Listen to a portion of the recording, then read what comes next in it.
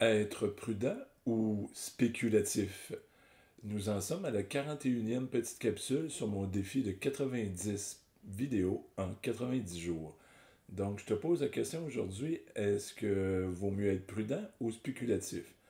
Il n'y a pas vraiment de réponse. Il y a une règle qui existe, la règle, je veux dire, du 100 ans, où est-ce qu'on prend notre âge et on fait la différence avec 100 pour déterminer un pourcentage. Par exemple, euh, une personne qui a 20 ans, homme ou femme, a théoriquement toute sa vie devant elle. Donc, il serait normal de penser que si elle investit, elle spécule, si elle perd tout, bien elle a plusieurs années pour se rattraper, refaire des sous et réinvestir de façon peut-être plus judicieuse ou mieux préparée. D'un autre côté, une personne à 80, on peut penser qu'il reste moins d'années devant elle.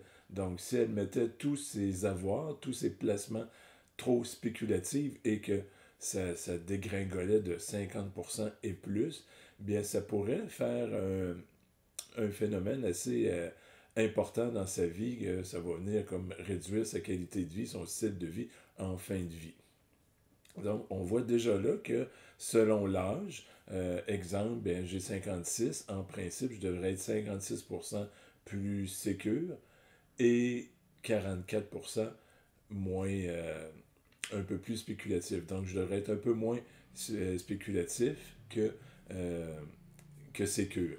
Ce qui est tout à fait pas le cas pour l'instant pour moi parce que c'est à quelque part aussi du cas par cas parce que bon, moi, j'ai un peu de connaissances, un peu moyennement de connaissances dans l'investissement à la bourse et le côté spéculatif.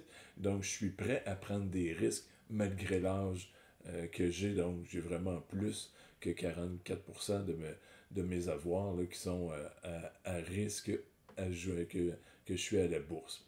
Mais la règle est quand même intéressante à comprendre que plus on vieillit, bien plus on va vouloir être sécuritaire pour ne pas avoir un manque d'argent pour nos dernières années de vie.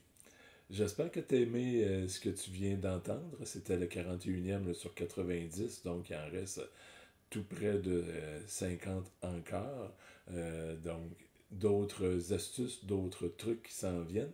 Si tu as aimé et que tu penses que tu as des amis, des collègues, des connaissances que ça pourrait intéresser, bien, je te demande simplement de partager. Moi, c'est ma façon de me dire merci, j'ai aimé ce que tu m'as donné comme information et je partage, c'est ma paye, indirectement. Là. C'est simplement dit comme ça, c'est ma paye quand vous partagez. J'aime beaucoup ça.